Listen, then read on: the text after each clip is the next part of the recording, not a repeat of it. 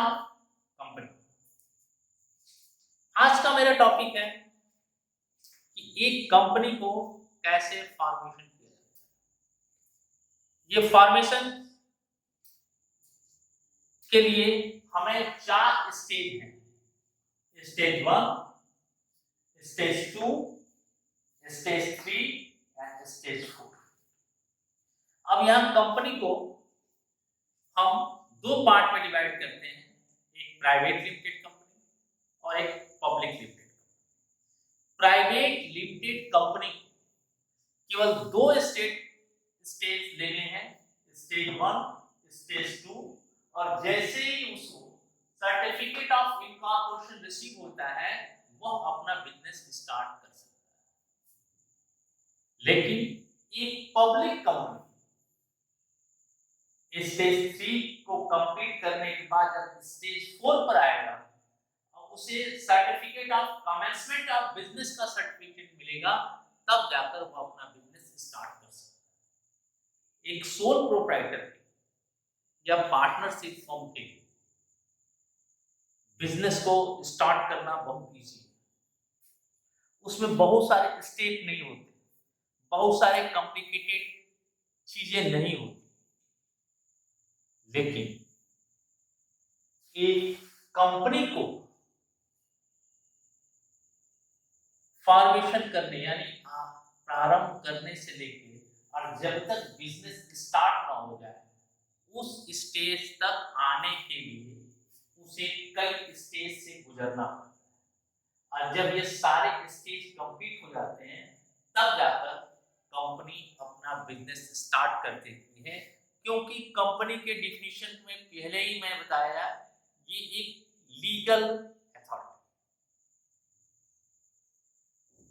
Legally तरीके से इसे बनाया जाता है और उस लीगली तरीके में जितनी भी फॉर्मेलिटीज हैं सारी फॉर्मेलिटीज को कंप्लीट करना पड़ता है। जब हम बात करते हैं कि एक कंपनी का निर्माण हो जाए, इसमें स्टेज जो भी हो, तो उसके लिए क्या क्या चीज चाहिए, how many types of resources, कैसे रिसोर्सेज हमारे पास होने चाहिए, किस तरह की कंपनी का निर्माण करना है। उसके अलावा आपको ये भी देखना है कि हमारी एबिलिटी क्या है, रॉ मटेरियल कहाँ से मिलते हैं, हमारे पास जितने भी साधन हैं, जो हमारे प्लान हैं, जो हमारे ऑर्गेनाइजेशन हैं, इसकी सबकी एक प्रोसेस होती है, एक प्रक्रिया होती है। और सारी थिंकिंग, सारी प्रक्रियाओं पहले सोचा जाता है, किया जाता है, कलेक्ट किया जाता है और इसकी खोज की जाती है, इन्वेस्टमेंट किया जाता है, तब जाकर एक नया बिजनेस डेवलप होने की अपॉर्चुनिटी दिखाई देती है। जो व्यक्ति इसको डिस्कवर करता है, इस अपॉर्चुनिटी को एक ऑर्गेनाइजेशन में कन्वर्ट करने की थिंकिंग करता है, फंड्स के अरेंजमेंट कैसे आएगा, प्रॉपर्टी कैसे उसके नाम से होगी, मैनेजरियल एबिलिटी क्या है, और इसके साथ साथ वह किस तरह की प्रॉफिट हमको देंगे, किस तरह का उसका नेम फेम होगा, इस तरह की थिंकिंग जिसमें आती है वह कोई, उसको हम लोग प्रमोटर्स के नाम से जानते हैं, उसको हम प्रमोटर के नाम से जानते हैं। ये प्रमोटर्स पर्सन भी हो सकता है और ग्रुप ऑफ पर्सन भी हो सकता है, यानी ये कोई व्यक्ति हो सकता है या व्यक्तियों का कोई समूह हो सकता है जो इस तरह की थिंकिंग लाता है। ये जो थिंकिंग का स्टेज है जिसे हम प्रमोटर्स कहते हैं, यही प्रमोशन के सारे वर्क को करता है।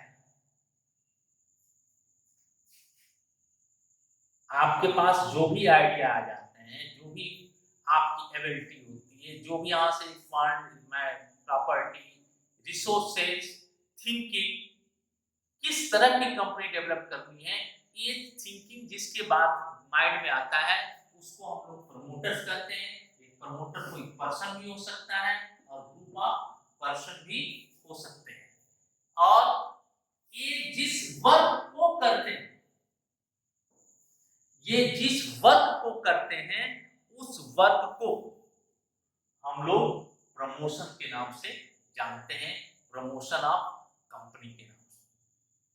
यानी प्रमोशन ऑफ कंपनी कौन करता है? द पर्सन हु, लिख लीजिए, the person who perform all the tasks, the person who perform all the tasks during promotion, during promotion, क्या? during promotion stage, a person who perform all the tasks during the promotion stage is known as promoters। एक व्यक्ति या व्यक्तियों का समूह जो promotion की stage के सारे वर्क को करता है उसको हम लोग प्रमोटर्स के नाम से जानते हैं। अब एक प्रमोटर्स, एक चीज देखिए,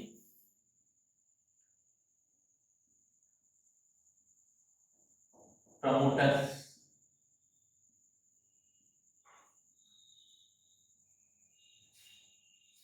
जो भी वर्क करता है वह प्री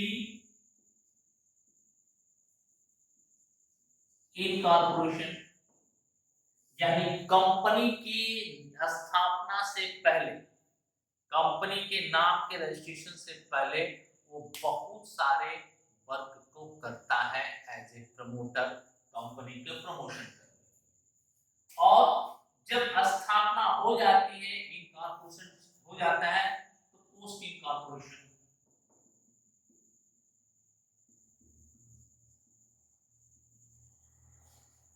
यानी प्रमोटर्स के प्रमोशन के वर्क को हम दो पार्ट में डिवाइड कर रहे हैं। एक है प्री इनकॉर्पोरेशन, दूसरा है पोस्ट इनकॉर्पोरेशन।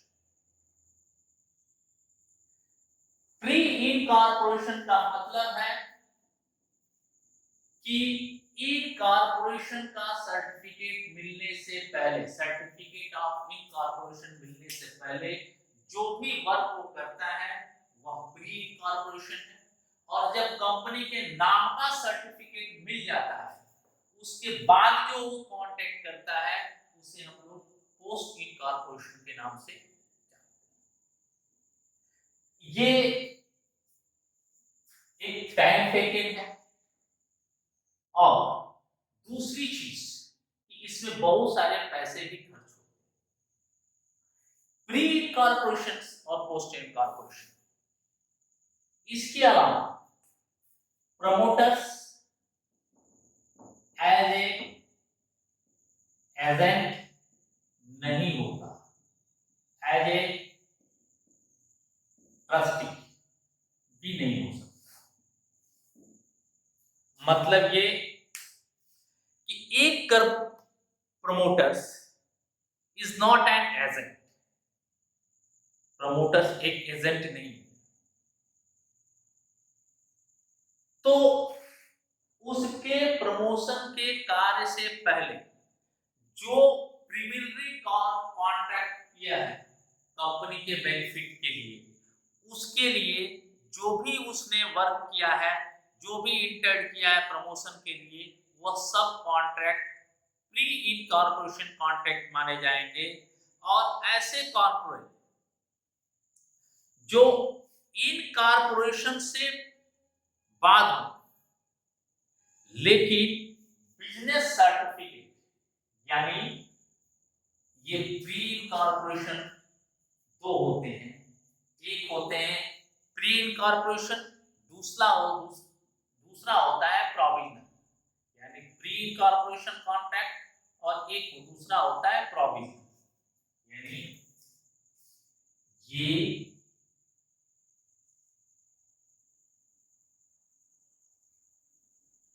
प्री है और ये है प्रोविजनल। दोनों में अंतर क्या है? दोनों में अंतर है कॉमन सर्टिफिकेट ऑफ इनकॉर्पोरेशन, यानी सर्टिफिकेट ऑफ इनकॉर्पोरेशन से पहले जो कॉन्ट्रैक्ट होता है वो प्री इनकॉर्पोरेशन कॉन्ट्रैक्ट कहलाता है।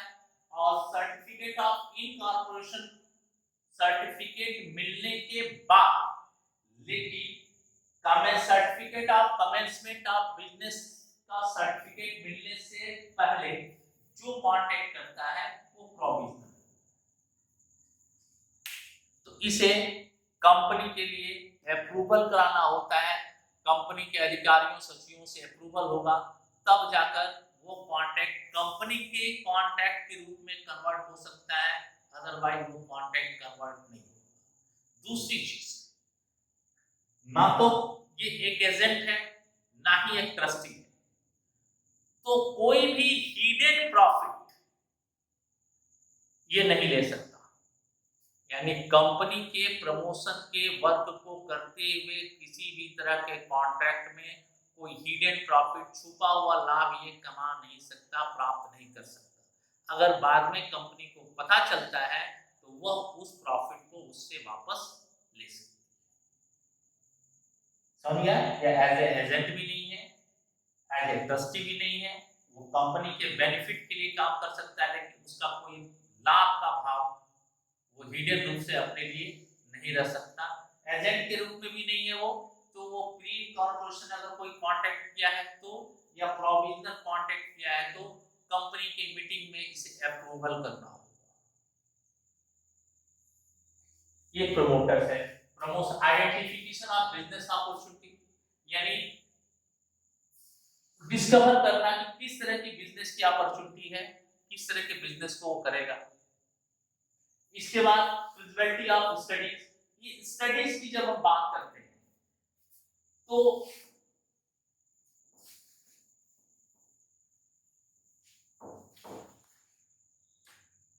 इसमें टेक्निकल,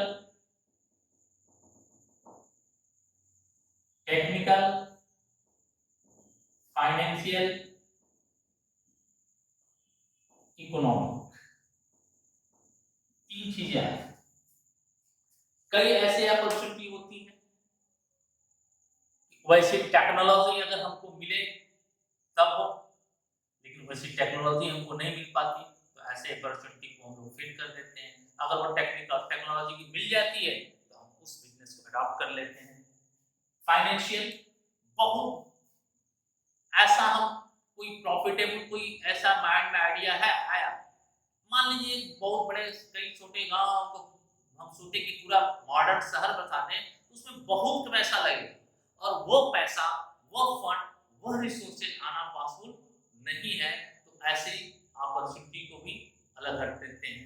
हमारे पास जो इकोनॉमिक है, हमारे पास कहाँ रॉ मटेरियल है, हमारे पास लेबर कहाँ है, लाइट पावर कहाँ है, इन सब चीजों को माइंड में रखता है और इसके लिए वो किसकी सहायता लेता है, एक्सपर्ट की सहायता लेता है। एक्सपर्ट का वो हेल्प लेता है, एक्सपर्ट का हेल्प लेकर इनसे ओपिनियन लेता है, उसके आधार पर वो अपने प्रमोशन के स्टेज में चलता है।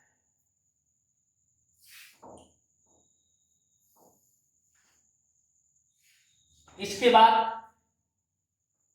नाम का अप्रूवल, उसे कंपनी का एक नाम रखना पड़ता है, वो नाम का अप्रूवल लेना पड़ता है ताकि उससे मिलता जुलता या उस तरह के नाम वाली कोई कंपनी पहले से विद्यमान न हो, कोई एस्टैब्लिश न हो।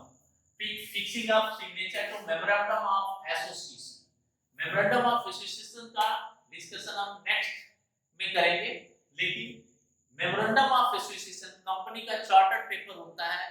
ये सभी कंपनी के एस्टैब्लिशमेंट करने के लिए ये डॉक्यूमेंट्स नेसेसरी है डिपॉजिट करना कंपनी रजिस्ट्रार के यहाँ। तो इस पर कौन सिग्नेचर करेगा, प्राइवेट कंपनी है तो मिनिमम 2 और पब्लिक लिमिटेड कंपनी है तो 7 लोगों का सिग्नेचर उनके अप्रूवल के साथ उसे लेना पड़ता है। एक जब ये स्टेज कंप्लीट कर लेता है तब वो आता है सेकेंड स्टेज, इसको बोलते हैं incorporation of company. Incorporation of company में वह डॉक्यूमेंट फाइल करता है। डॉक्यूमेंट में क्या क्या है, डॉक्यूमेंट में मेमोरेंडम ऑफ एसोसिएशन, इसके बाद article of association, prospectus, in lieu of prospectus authorised capital क्या होगा, जो मैं आगे आपको समझाऊंगा नेक्स्ट वीडियो में। कैपिटल कितने प्रकार के होते हैं, उसमें जो लोग सिग्नेचर करेंगे, सिग्नेचर उनके पूरे नाम, पता, एड्रेस और उनकी आयु क्या है, वो क्या करते हैं, क्या किसी और कंपनी में वो डायरेक्टर हैं, और उनकी एक लिखित जो है एक्सेप्टेंस उसके साथ अटैच होगा। कंपनी का जो रजिस्टर्ड ऑफिस है वो कहाँ होगा, ये सारे डॉक्यूमेंट्स इस फाइलिंग ऑफ डॉक्यूमेंट्स में शामिल है। Memorandum of association, articles of association, prospectus. ध्यान रखिएगा, प्राइवेट कंपनी के लिए प्रॉस्पेक्टस या इन लिव ऑफ प्रॉस्पेक्टस की नेसेसरी नहीं है, क्योंकि पब्लिक में नहीं जाती है पैसा कलेक्ट करने के लिए, कैपिटल कलेक्ट करने के लिए। फिर जो भी लोग इस पर साइन करेंगे उनके नाम, पते, एड्रेस, क्या वो किसी कंपनी में ऑलरेडी डायरेक्टर हैं, मेंबर हैं, नहीं है, इस सब चीजों का, अधिकृत पूंजी यानी एथराइज्ड कैपिटल कंपनी की कितनी है, और इन सभी फॉर्मेलिटीज को पूरा करने के बाद वह एक स्टैट्यूटरी डिक्लेरेशन घोषणा करता है कि जो कुछ भी हमने इस डॉक्यूमेंट्स में दिया है ये सब सही है। इसके बाद कंपनी के रजिस्ट्रार ऑफिस में कंपनी के रजिस्ट्रेशन करने के लिए लीगल फीस होती है, लीगल फीस की रसीद कटवाता है, रसीद कटवाने के बाद ये सारे डॉक्यूमेंट्स जमा कर देता है। उसके बाद कंपनी का रजिस्ट्रार जब इससे सेटिस्फाइड होता है तो एक सर्टिफिकेट इशू करता है उसके नाम। वह सर्टिफिकेट जो इशू करता है उस सर्टिफिकेट को सर्टिफिकेट ऑफ इनकॉर्पोरेशन के नाम से जानते हैं, यानी यहां पर कंपनी का जन्म हो जाता है। सर्टिफिकेट ऑफ इनकॉर्पोरेशन में कंपनी जन्म ले लेती है और तब कंपनी अपने नाम से अपने कॉमन शीट के द्वारा हर वो कांटेक्ट कर सकती है, और कांटेक्ट कर सकती है, अपने नाम से प्रॉपर्टी खरीद सकती है, यहां से कंपनी का नाम का जन्म हो जाएगा। और अगर प्राइवेट कंपनी है तो इसी सर्टिफिकेट ऑफ इनकॉर्पोरेशन पर प्राइवेट कंपनी अपना बिजनेस स्टार्ट कर सकती है। लेकिन अगर वो पब्लिक लिमिटेड कंपनी है तो फिर उसे कुछ और फॉर्मेलिटीज कंप्लीट करनी पड़ेगी। Obtaining SEBI approval, capital subscription. Capital subscription का मतलब है कि आपके पास कैपिटल कहां से है, किधर से आएगा, और केवल कैपिटल की बात नहीं है, ये कैपिटल जहां से भी आएगा उस कैपिटल का क्या नाम इशू होगा, कैपिटल कैसे लिया जाएगा, और इस कैपिटल के लिए आपको प्रॉस्पेक्टस इशू करने पड़ेंगे। प्रॉस्पेक्टस ही नहीं इशू करने पड़ेंगे, इसके लिए आपको सेबी से अप्रूवल लेना पड़ेगा, सेबी के गाइडलाइंस को मानना पड़ेगा। इसके बाद जो है prospectus in lieu of prospectus कितना, इसमें क्या होता है कि कितने नंबर ऑफ कितना कैपिटल आप मार्केट से कलेक्ट करना चाहते हैं। जब तक सेबी से अप्रूवल नहीं होगा आप प्रॉस्पेक्टस इशू नहीं करेंगे, पब्लिक में नहीं जाएंगे, पब्लिक से कैपिटल कलेक्ट नहीं कर सकते हैं। पब्लिक से कैपिटल कलेक्ट करने के बाद एक सबसे बड़ा क्लाज होता है मिनिमम सब्सक्रिप्शन। मिनिमम सब्सक्रिप्शन जो लोग भी कंपनी के डायरेक्टर बनते हैं वो अपने क्वालिफाइड शेयर्स खरीदते हैं, और अलॉटमेंट से पहले उस कैपिटल अमाउंट का 90% अमाउंट विद इन 90 डेज आपके अकाउंट में आ जाना चाहिए। अदरवाइज 30 दिन के अंदर उसे उस पैसे को अगर नहीं आएगा तो रिटर्न करना पड़ेगा। और जब तक ये देखिए स्टार लगा हुआ है, जब तक मिनिमम सब्सक्रिप्शन के क्लास को वो अप्रूवल नहीं करेगा तब तक कंपनी बिजनेस स्टार्ट करने का सर्टिफिकेट उसे इशू नहीं कर सकती। इसके बाद application of stock exchange. Stock exchange में पब्लिक लिमिटेड में है ना, शेयर के ट्रांसफरेबिलिटी पर आप बैंक नहीं लगा सकते, और शेयर खरीद बेचे कहाँ जाते हैं, किसी न किसी स्टॉक एक्सचेंज में, और उस स्टॉक एक्सचेंज में जो भी आपके एरिया का होगा या जो भी स्टॉक एक्सचेंज में आप कराएंगे, अपने शेयर को लिस्टिंग कराने के लिए एप्लीकेशन देना होगा। इसकी फॉर्मेलिटीज पूरा करने के बाद जब लिस्टिंग हो जाएगा शेयर, तब आप शेयर का अलॉटमेंट करेंगे और पब्लिक से कैपिटल के रूप में पैसा लेंगे। उसके बाद जब ये फॉर्मेलिटीज पूरी हो जाएंगी, तब जाकर कंपनी का रजिस्ट्रार आपको एक सर्टिफिकेट इशू करेगा, जिसका नाम होगा certificate of commencement of business.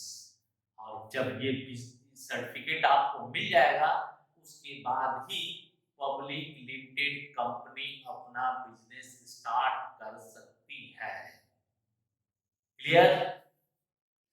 ये स्टेज है प्रमोटर्स किसको कहते हैं, ये डॉक्यूमेंट्स की अभी मैं इसके बाद नेक्स्ट क्लास में मेमोरेंडम ऑफ एसोसिएशन और article of association, prospectus in लिeu of prospectus के करूंगा।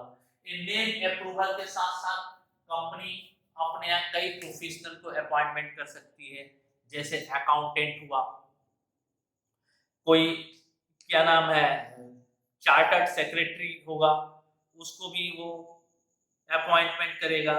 अपॉइंटमेंट किसी प्रोफेशनल का कर सकता है, जिसको भी उस कंपनी के फॉर्मेट के हिसाब से जिसकी जहां नीड होगी, किसी चार्टर्ड अकाउंटेंट को, किसी चार्टर्ड सेक्रेटरी को, जिसको भी होगा वो प्रमोटर उसको अपॉइंटमेंट करेगा, उसके रिटन में उसकी सहमति लेगा, एक्सेप्टेंस लेगा। और इन सब चीजों का, ये सब रीइंकॉर्पोरेशन है, इन सब चीजों का वो जब कंपनी बन जाएगी, कंपनी की जब पहली मीटिंग होगी, तो इन सब नामों का अप्रूवल भी कंपनी में कराया जाएगा, सारे कॉन्ट्रैक्ट को कंपनी में अप्रूव कराया जाएगा, तब जाकर वो कंपनी में आगे अपने सर्विस को प्रोवाइड कर सकते हैं, या प्रमोटर के द्वारा किए गए कॉन्ट्रैक्ट को कंपनी अपना कॉन्ट्रैक्ट मानकर आगे उस काम पर कंप्लीट वर्क कर सकते हैं। ओके।